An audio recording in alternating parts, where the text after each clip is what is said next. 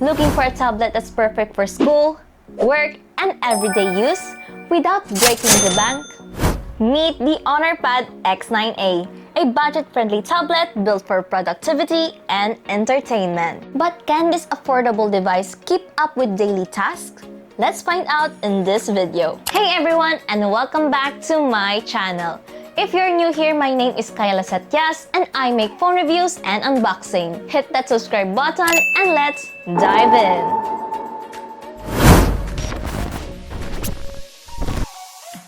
Now guys, before we start with the unboxing, I have here the bundle pack of the HONOR Pad X9A. So, ang bundle na sinasabi ko dito guys is meron na siyang kasamang keyboard.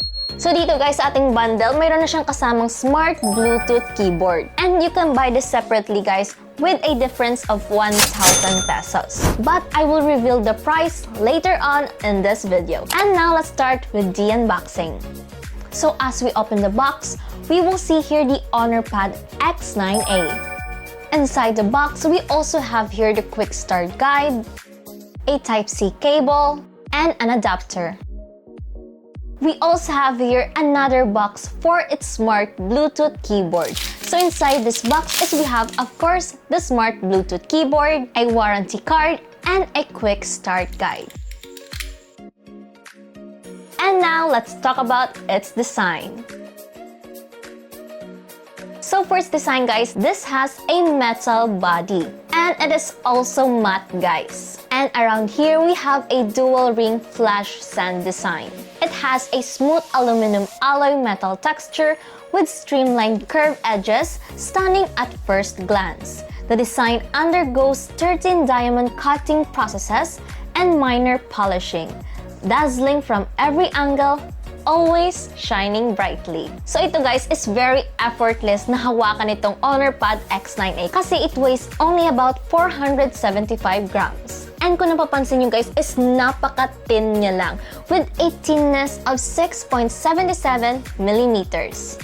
And now let's talk about its display. So obviously guys, this has a very large display which has a 11.5-inch large screen with an 86% screen-to-body ratio. And it also has a narrower bezels for wider view. So dito guys, napakalaki talaga ng kanyang screen so hindi ka mahihirapan dito na basahin ang mga notes mo sa inyong school, or you can have a more enjoyable experience watching in our HONOR Pad X9A and going for a video conferencing or online class. And ang kagandahan dito guys is meron din siyang 120Hz screen refresh rate. So for its brightness naman guys, it has a 400 nits peak brightness. So dito guys, hindi masyadong mataas ang kanyang peak brightness, but if you're just going to watch it indoors, you don't have a problem kasi dito kitang-kita mo pa rin ang kanyang screen. And this also has a resolution of 2508 with 1504. And dito guys, ang kanyang screen is an LCD screen.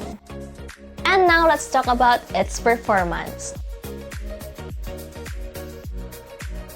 Now for its processor guys, we have a Snapdragon 685 4G mobile platform with an Android 15 operating system.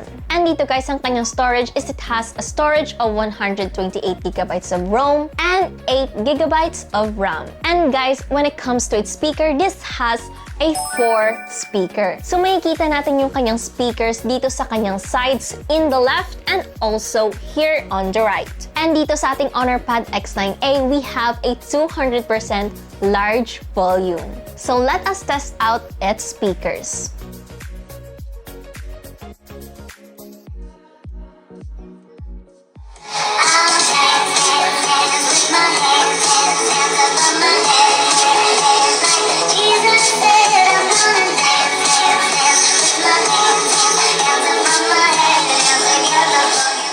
So as you saw guys, super lakas talaga ng kanyang sounds. And you won't be disappointed here guys kasi nga, it is very loud, which is very perfect if you're going to watch movies and lalong-lalo na during online class. So hindi ka mahihirapan dito makinig sa inyong mga guro dahil nga meron tayong up to 200% large volume. And again, it has 4 speakers. And now let's talk about its gaming. So for its gaming guys, you can experience a decent gaming experience. So dito okay lang na maglaro ka ng mga Mobile Legends, Honor of Kings, PUBG, or either COD and other games as well. Pero hindi lang siya masyadong goods when it comes to demanding games such as Genshin Impact, Wuthering Waves, or any other demanding games with high graphics. Pwede mo naman siya laruin guys, katulad na lamang ng Genshin Impact, pero you might experience some lags along the way. Pero if ever you want to play games here guys, is pwede pa rin siya. Lalong-lalo na yung mga Mobile Legends, Honor of Kings, and other more games. And now guys, let us talk about its battery. So dito sa kanyang battery guys, talagang sulit na sulit to guys. Kasi meron siyang very large na battery, which is a 8,300 milliamp hour battery. And it also has a 35 watts fast charging. And now let's talk about its camera.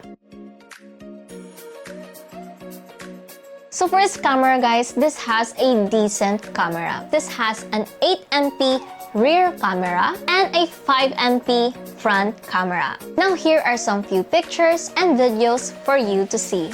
So for its camera guys, don't expect much for its camera, but it can give you very decent shots when it comes to videos and pictures. So as you can see here guys, I took some shots indoors and outdoors. But don't expect much for a photography level camera. Either way, if you're going to use it for indoors, for just going to take some pictures on the board, kapag mayroon kayong mga notes na kailangan picturean, ganon, kapag mag-video conferencing call kayo, no problem tayo dyan guys.